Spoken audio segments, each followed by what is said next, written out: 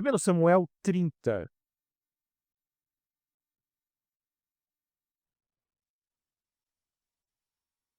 Aconteceu que, ao terceiro dia, quando Davi e os seus homens chegaram a Ziclag, os amalequitas já tinham invadido o sul e a cidade de Ziclag. Tomaram Ziclag e a incendiaram.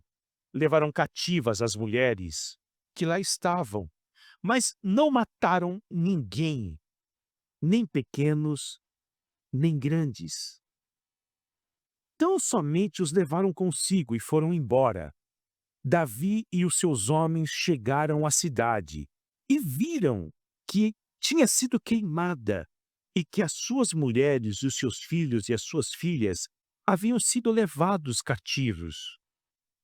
Então Davi e o povo que estava com ele ergueram a voz e choraram, até não terem mais forças para chorar. Também as duas mulheres de Davi tinham sido levadas, Ainoã, a Jezreelita, e Abigail, a viúva de Nabal, o carmelita. Davi ficou muito angustiado,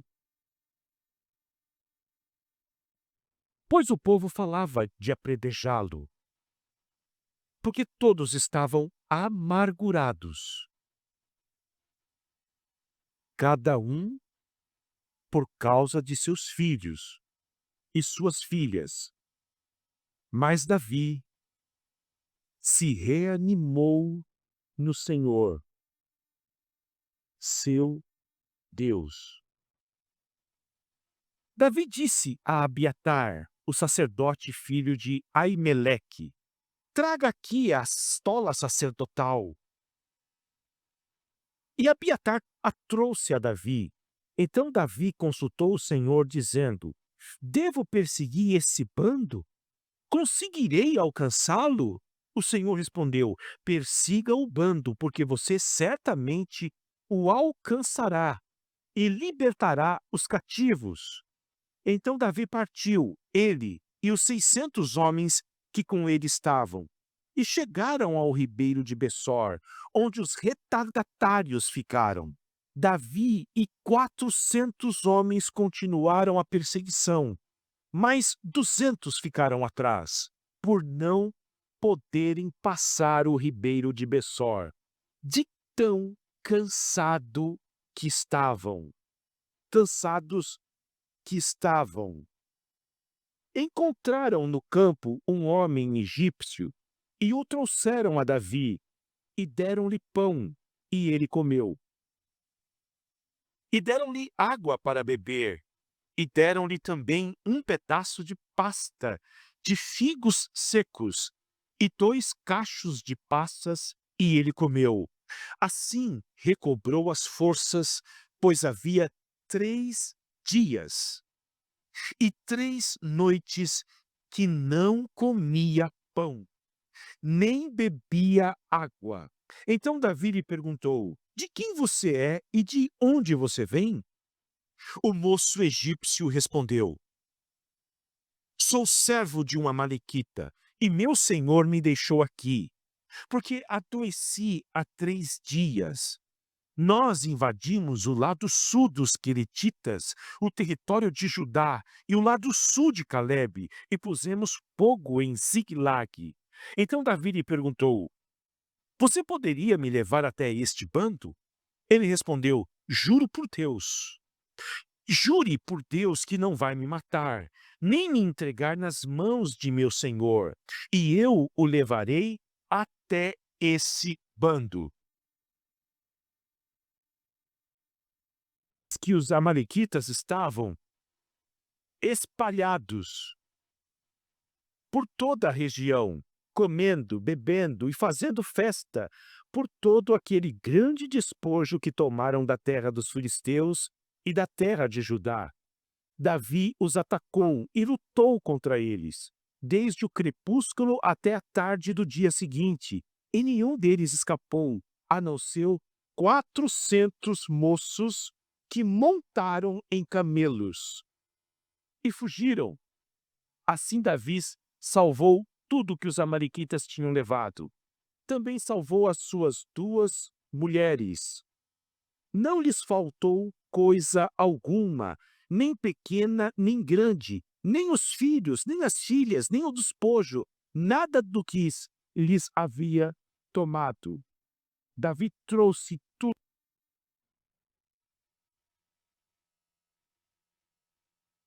E o gado. Então levaram esses animais diante de Davi e disseram: Este é o despojo de Davi. Quando Davi se aproximou dos 200 homens que, de tão cansados que estavam, não o puderam seguir e ficaram no ribeiro de Bessor, estes saíram ao encontro de Davi e do povo que vinha com ele. Davi se aproximou deles e o saudou cordialmente. Então, todos os perversos e malignos, dentre os homens que tinham ido com Davi, disseram: Uma vez que não foram conosco, não lhes daremos nada do despojo que salvamos. Que cada um leve a sua mulher e os seus filhos e se vá embora. Porém, Davi disse: Meus irmãos, não façam isto com o que o Senhor nos deu. Ele nos guardou e entregou em nossas mãos o bando que vinha contra nós. E quem lhes daria ouvidos nisso? Porque a mesma parte que cabe aos que foram à batalha será também a parte dos que ficaram com a bagagem. Receberão partes iguais. E assim, desde aquele dia em diante, isso foi estabelecido por estatuto e direito em Israel, até o dia de hoje. Amém. Pai, nós estamos aqui nesta manhã, Senhor, para prestarmos culto ao Senhor e ouvir a Tua voz. Diante de tanto cansaço, de tanta fadiga, de tanta decepção, de tanta luta que muitos podem estar enfrentando, a Tua voz é suficiente para acalmar os corações, renovar as forças, trazer ânimo, alegria. Fale conosco, Senhor, por misericórdia. Não há méritos em nós, mas por misericórdia, fale conosco. É a minha oração, no nome de Jesus. Amém. Graça para os cansados.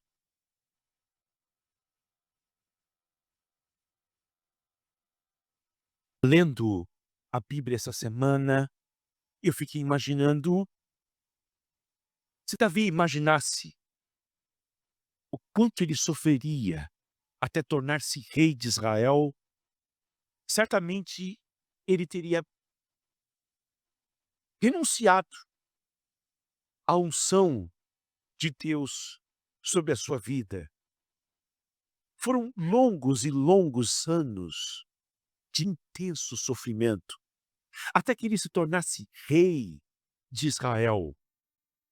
Porque Davi prefigurou Jesus Cristo como rei,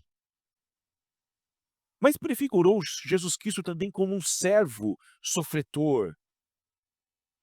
E aqui, queridos, ele está chegando ao fim dos seus últimos anos de deserto, de luta, de adversidades.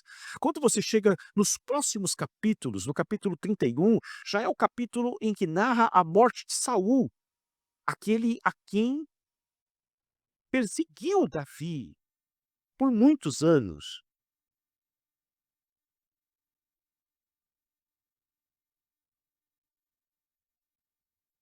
E me parece que quando vai chegar ao fim, em vez das coisas melhorarem, elas estão piorando para o Davi.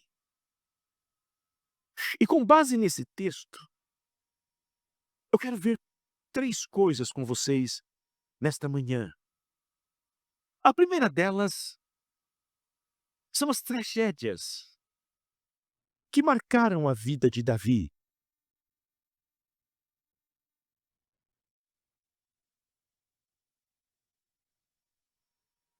Há um ditado que diz que tudo está ruim e pode piorar. E eu não sei se isso acontece com você, já aconteceu com você, ou está acontecendo com você. É como o Pedro falou, o carro dele quebrou, ele precisou alugar um carro. Foi buscar o carro, ficou 3 horas para chegar em casa. Depois mais 3 horas para sair de Balneário Camboriú, passar ali o Val de Japoque, que é a entrada de Navegantes. Quando você está viajando, você passa por ali, você fala: "Graças a Deus, a primeira etapa já foi vencida".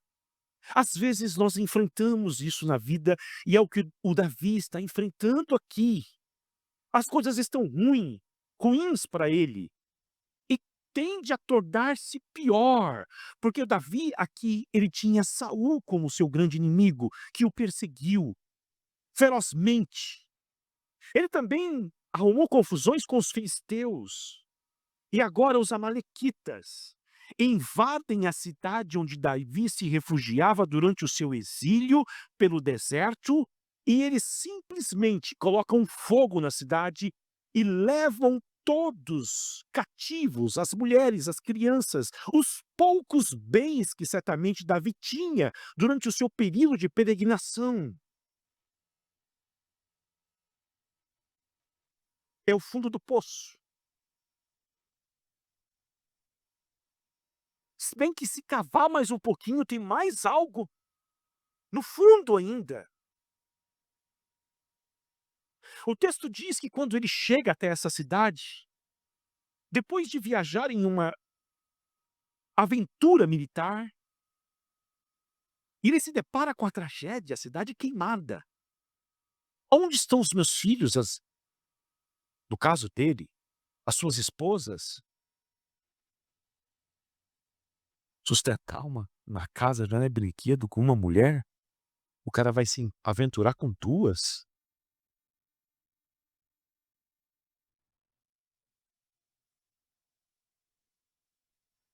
O Davi chora,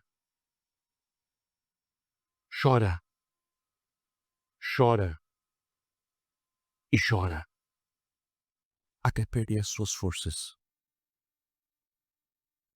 E você sabe que em determinado momento da sua vida, a Bíblia diz que se juntou ao Davi aproximadamente 600 homens, que eram homens endividados. A congregação que o Davi liderou no deserto era de 600 pessoas endividadas. Olha aí o perfil da igreja. Amarguradas e depressivas.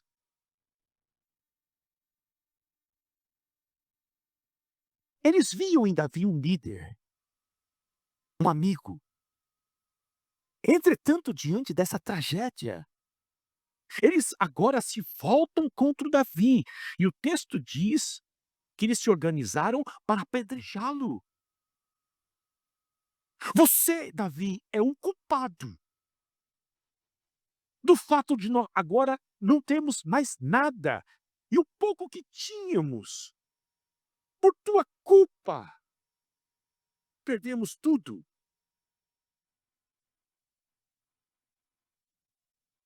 Porque há um limite entre a tristeza e o ódio.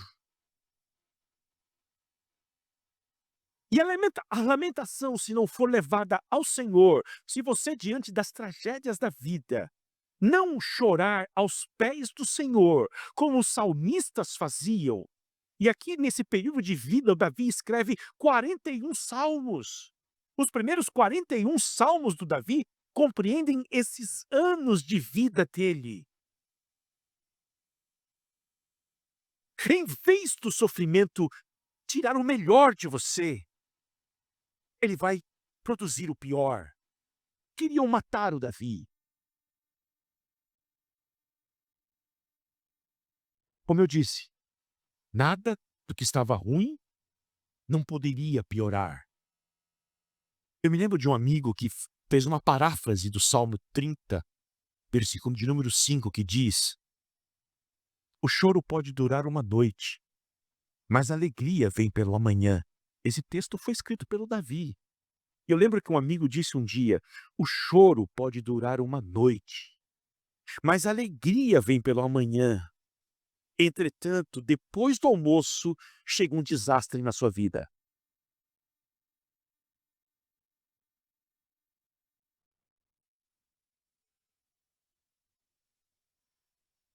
Porém, no versículo de número 6, enquanto muitos estavam amargurados, querendo matar Davi, olha a diferença. Mas Davi se reanimou no Senhor, seu Deus. Em meio a tantas tragédias, a tanta dor, há um diferencial, há uma luz aqui que está brilhando na direção desses homens. O Davi se reanimou. E aqui nós podemos aprender de que é possível ter ânimo renovado. É possível ser revigorado. É possível ser avivado. É possível ser despertado pelo Senhor, mesmo diante de um cenário em que você perde tudo.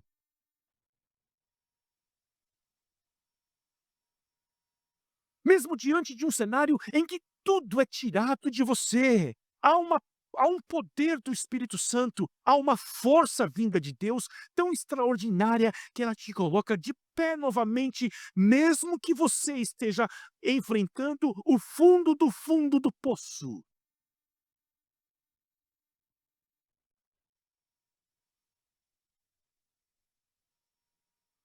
Davi buscou forças em Deus. E olhem o que o texto diz, que ele se animou, reanimou no Senhor. Essa é a grande questão. Ele não buscou ânimo nele mesmo.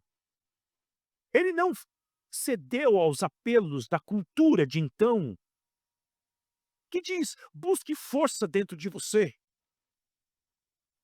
Busque forças olhando para dentro do teu coração. Busque forças acordando às 4h59 da manhã. Busque força estabelecendo metas para a sua vida. Busque forças fazendo isto ou aquilo, mas Davi se reanimou e encontrou forças no Senhor.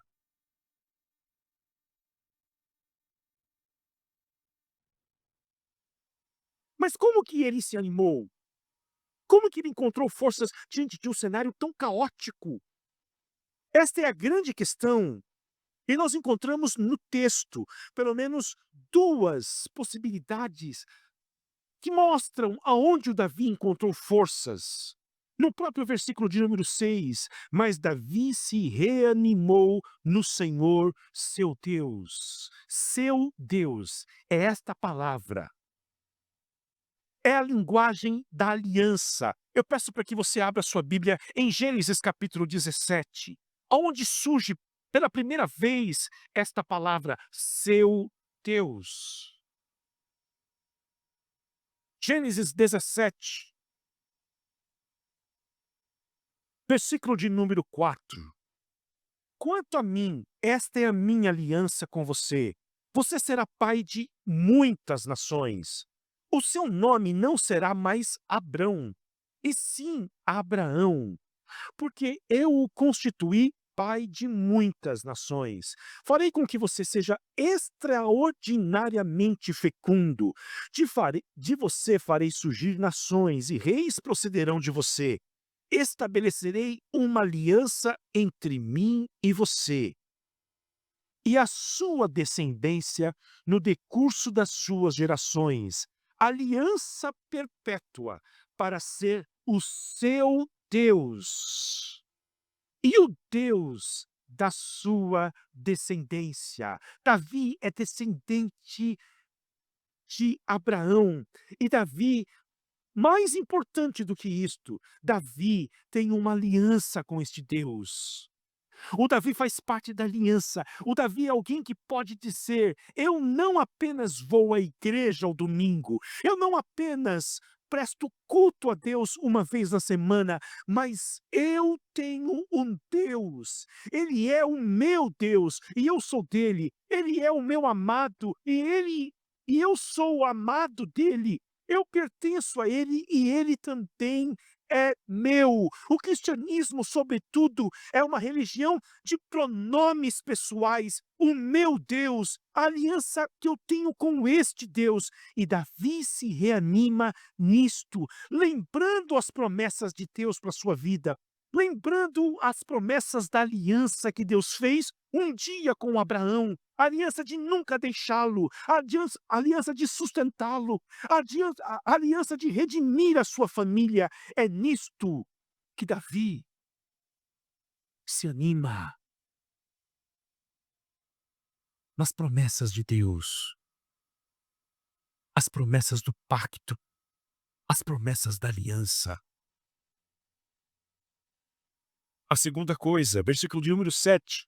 Davi disse a Abiatar, o sacerdote, filho de Aimeleque: traga aqui a estola sacerdotal. E Abiatar trouxe a Davi. Então Davi consultou o Senhor, dizendo: devo perseguir este bando? Conseguirei alcançá-lo?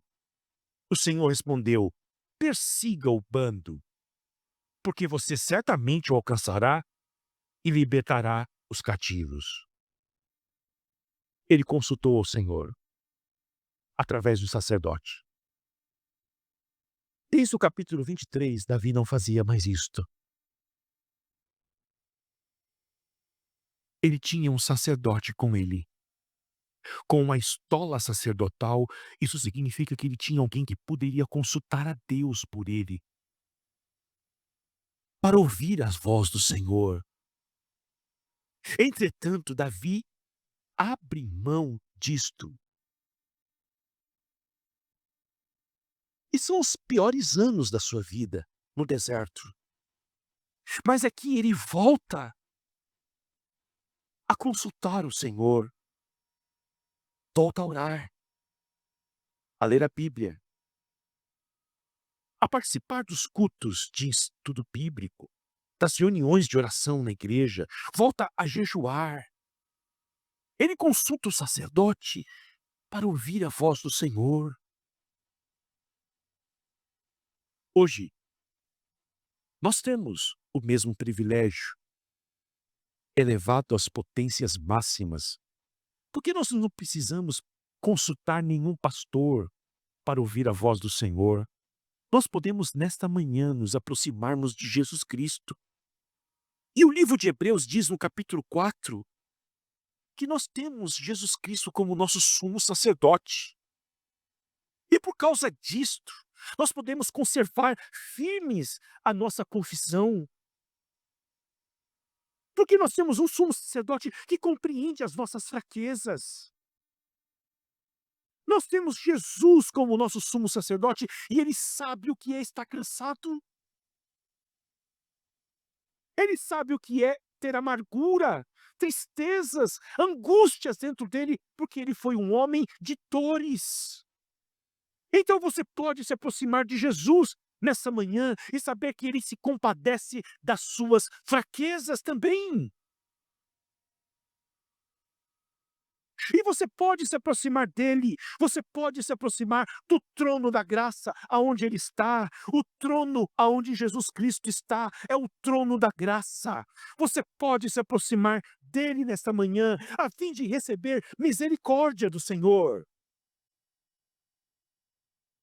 E a fim de receber graça oportuna para este dia em que você está vivendo, dias de cansaço, de fadiga, de decepções, de lutas, de adversidades, você pode se aproximar de Jesus e você certamente receberá dele graça para o dia oportuno.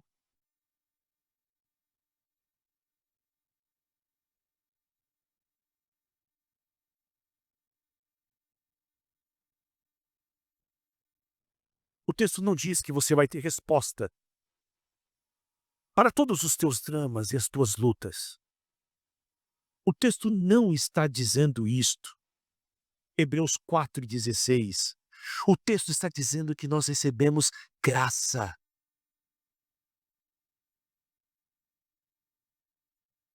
Eu quero respostas. E Deus dá graça. Porque, queridos, tudo o que nós precisamos, Deus nos dá.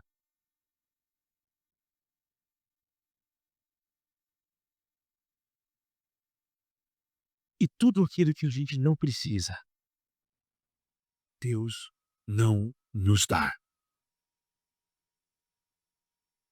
Se você é um filho de Deus, se você fez uma aliança com Ele, um pacto, você pode ter a certeza de ter tudo o que você precisa hoje.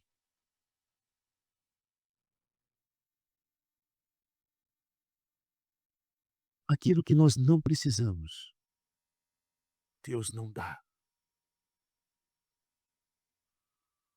Na hora do fundo do poço, da última gota, tudo que você deseja talvez seja informações.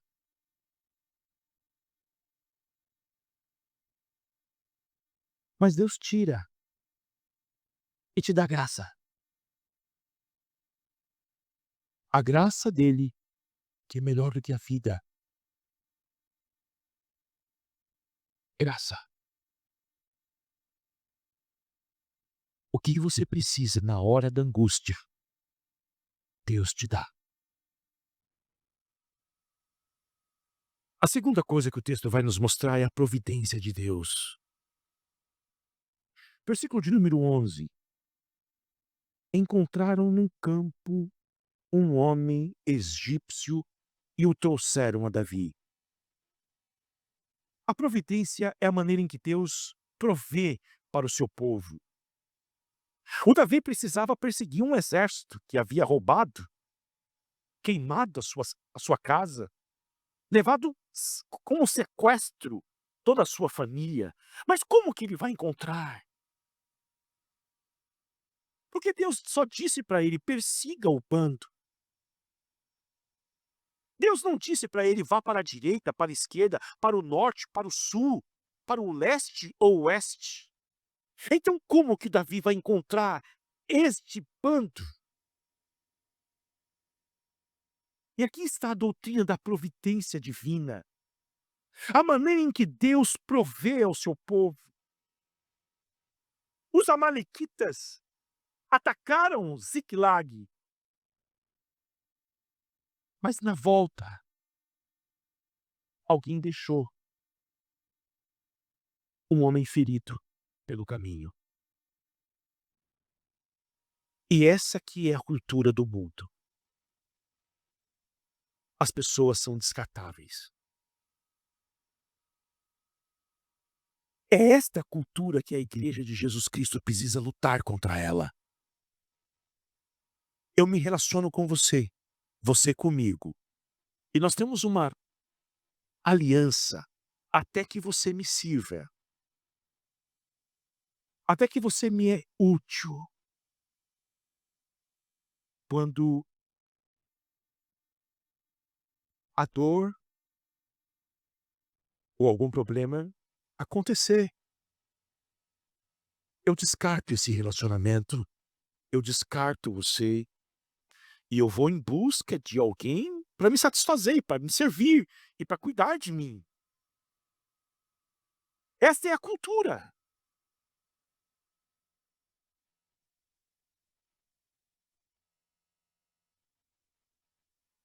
Casamentos são rompidos.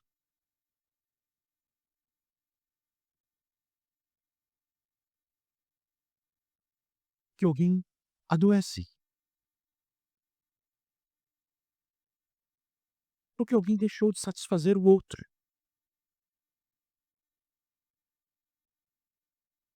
Pessoas trocam de igreja.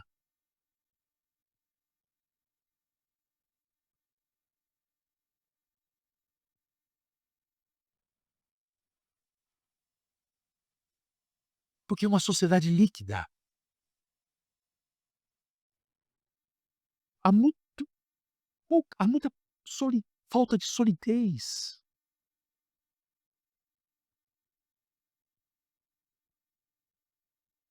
Eu tenho um empregado. Ele está doente, ele vai atrapalhar minha caminhada. Deixe ele no deserto. Que ele morra. Ele é só alguém que me serve. Veja a diferença do que Deus fez em Davi. Veja os anos de deserto que produziu no coração do Davi. Ele se aproxima, lhe dá pão, lhe dá água, um pedaço de pastas de figos secos e 2 cachos de passas, e ele come e renova as forças. Essa é a cultura da igreja. O seu vizinho está cansado. E você vai abrir o seu apartamento, chamá-lo para tomar um café com você.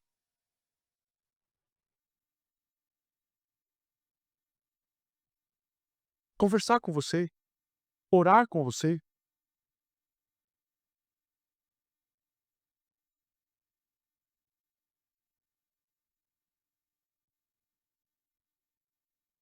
Pedro falou sobre a hospitalidade. Aqui é a hospitalidade do Davi no deserto.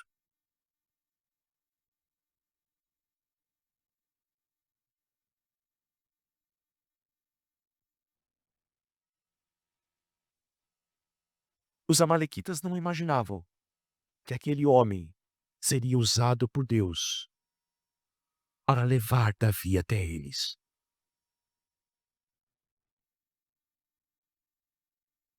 E queridos, a providência de Deus continua em ação. Deus continua usando os meios ordinários da vida para prover para nós. Por isso que o apóstolo Paulo, com muita solidez, diz: todas as coisas cooperam para o bem daqueles que amam a Deus. Daqueles que são chamados segundo o seu propósito. Todas as coisas, todos os eventos da sua vida, se você está em Cristo, estão cooperando para o teu bem. Porque Deus usa os eventos da providência para prover para você, mas você não enxerga. Entretanto, eu quero dizer para você nesta manhã: confia no Senhor, descanse nele. E olha que o versículo de número 19 diz: não lhes faltou coisa alguma, nem pequena, nem grande, nem os filhos, nem as filhas, nem o despojo, nada do que lhe havia tomado. Davi trouxe tudo de volta, porque eles encontraram um egípcio no caminho.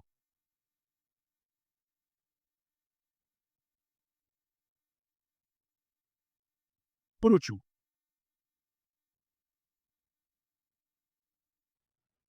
o texto diz que os 600 homens, que dos 600 homens, 200 não conseguiram continuar a viagem. Estavam cansados.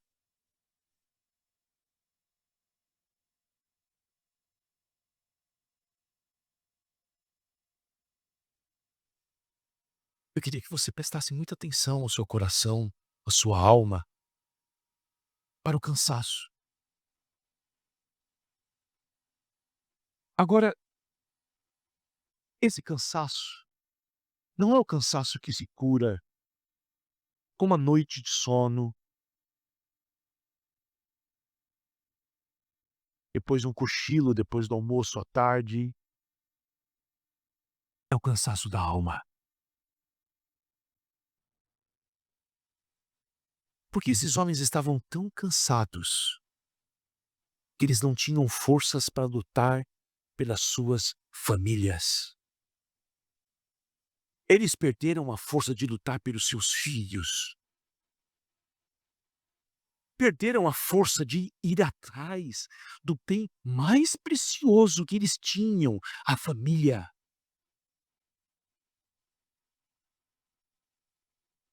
Pelo simples fato de estarem cansados demais. O versículo 10 diz: "De tão cansado que estavam".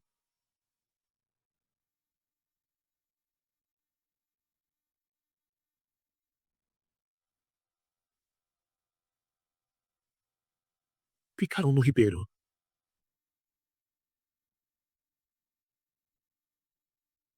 E nós vivemos nessa sociedade de desempenho,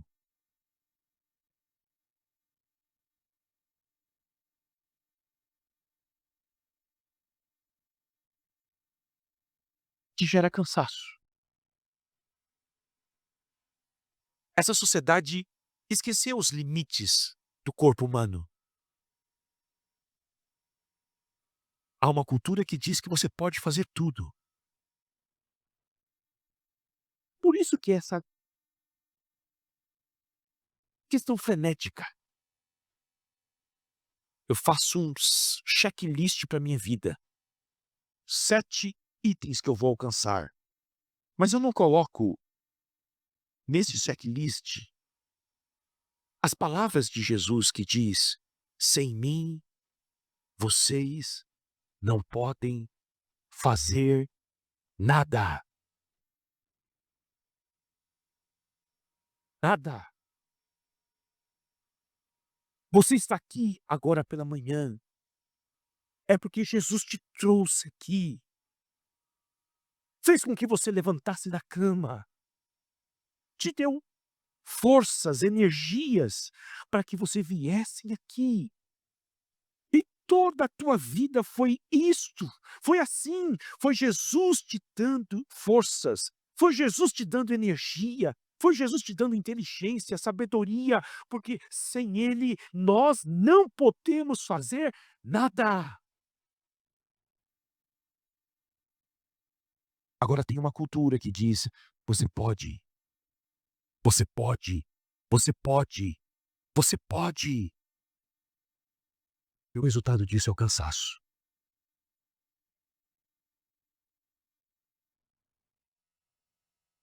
Talvez essa seja a sua situação hoje de manhã. Você está na beira do riacho de Besor, sem energia.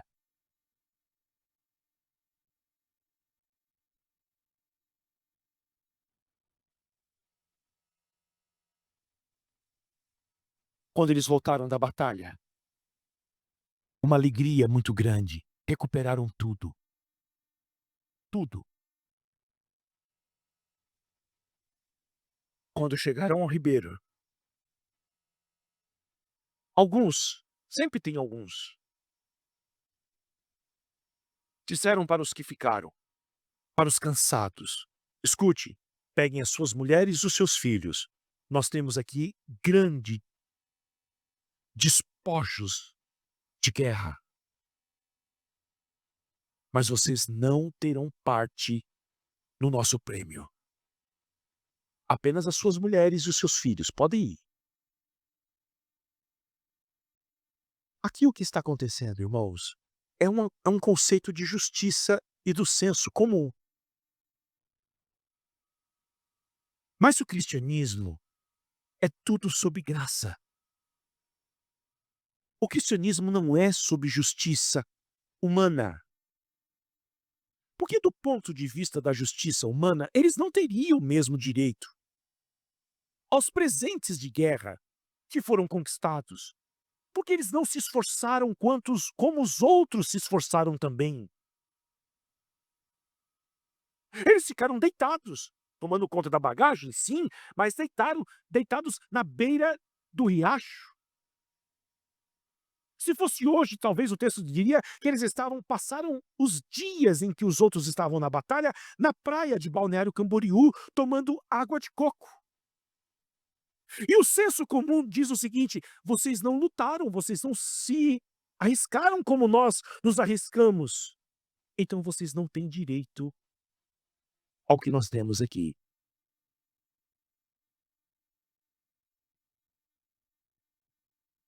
O Davi se levanta e diz: meus irmãos, não façam isto. Com o que o Senhor nos deu, ele nos guardou e entregou em nossas mãos o bando que vinha contra nós. Pronto. Aqui está o Evangelho. Aqui está a graça. O Evangelho de Jesus Cristo é a mensagem de Deus que afirma que tudo que nós temos, tudo que nós recebemos, foi dado por Deus. Olha os verbos. O Senhor nos deu, ele nos guardou e entregou em nossas mãos o bando que vinha contra nós. Essa é a doutrina da graça.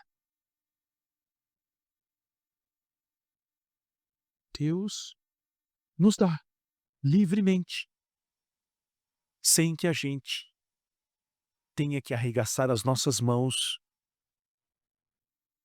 e ir conquistar. Uau! Isso é chocante. É. Isso é chocante. E por isso que o Evangelho é uma boa notícia. E por isso que o Evangelho é contracultural. É por isso que o Evangelho é chamado pelo apóstolo Paulo de loucura para os homens naturais. Porque o Evangelho é Deus dando tudo para alguém que está tão cansado que não consegue levantar-se para ir lutar em prol das suas famílias.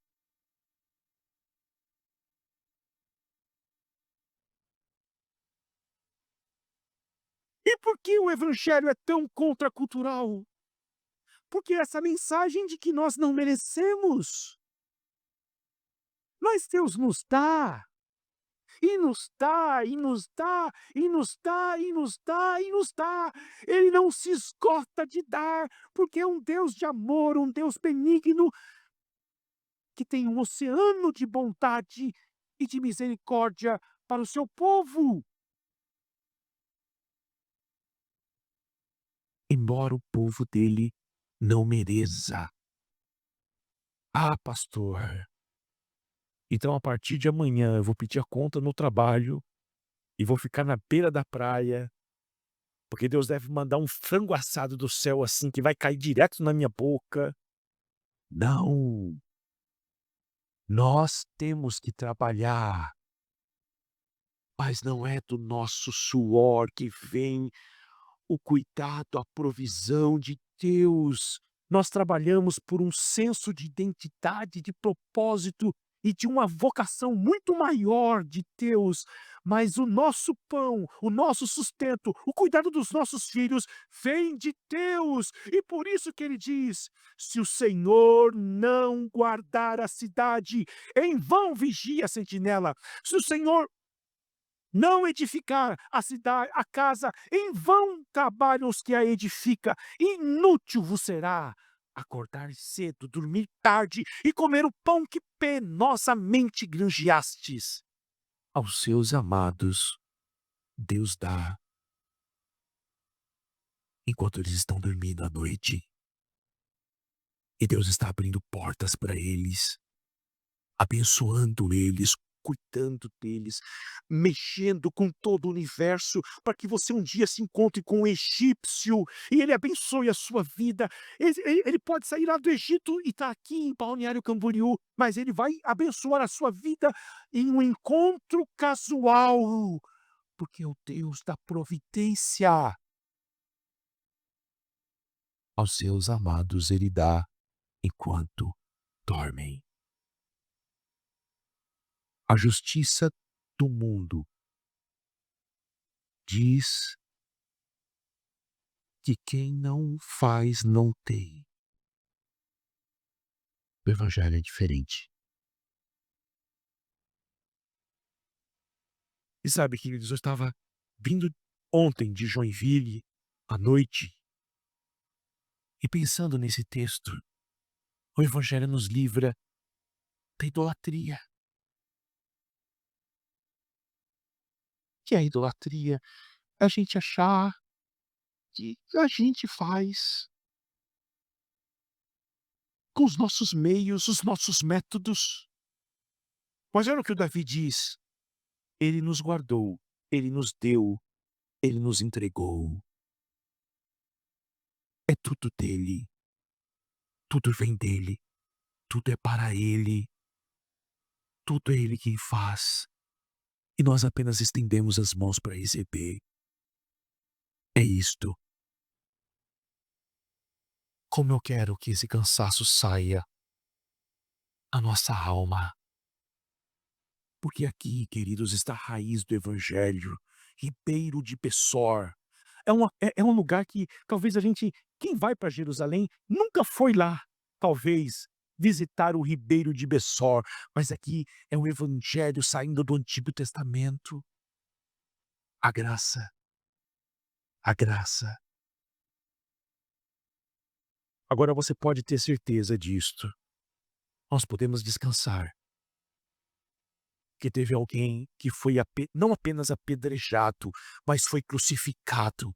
O Davi era para ser apedrejado, foi poupado. Entretanto, o verdadeiro filho de Davi foi crucificado. E por causa da sua crucificação e da sua ressurreição, ele pode dizer: venham a mim, todos vocês que estão cansados e sobrecarregados, eu vos aliviarei.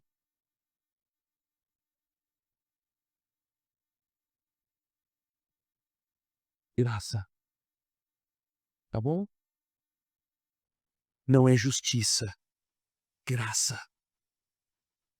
Deus dá para quem não merece. Deus dá para quem não trabalha. Tire esse peso das suas costas. Tire este peso das suas costas em nome de Jesus. E como você vai tirar este peso das suas costas? Crendo em Jesus. Aliás, creia no Senhor Jesus e vão ser salvos você e toda a sua casa. Davi se reanimou no Senhor. Como é que a gente se reanima agora no Senhor? Está aqui a palavra, a oração. E descanse. Ele vai lutar por você. Ele vai entregar nas tuas mãos aquilo que é teu. Ele vai pelejar por você. Descanse. Você não pode, tá? A cultura diz que você pode. Você não pode nada. Eu também não. Descanse. Descanse. Confie e descanse. Vai para casa agora. Desliga o celular. Esse curso em pastor dos Estados Unidos comprova um texto acadêmico o impacto do celular na vida cristã, queridos. E ele propõe que as pessoas ele pede: por favor, não leiam a Bíblia no celular".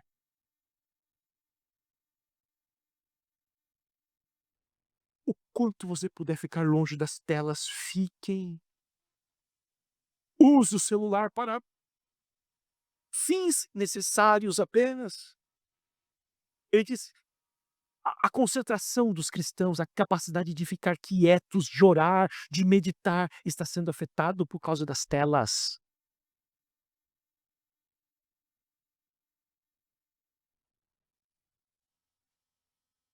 Descanse, durma o sono, vai para a praia que hoje dá para fazer uma caminhada, e quando você for dormir, o guarda de Israel não dorme, ele vai trabalhar por você. Deus não dorme, Deus não cochila, Deus não fica cansado depois do almoço. Descansa.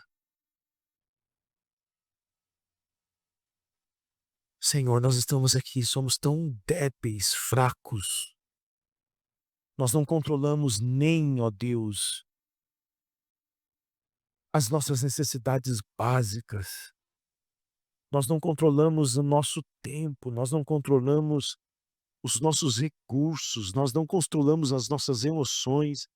E, ó Deus, somos tão arrogantes, tão arrogantes. Queremos controlar as nossas vidas e o nosso destino.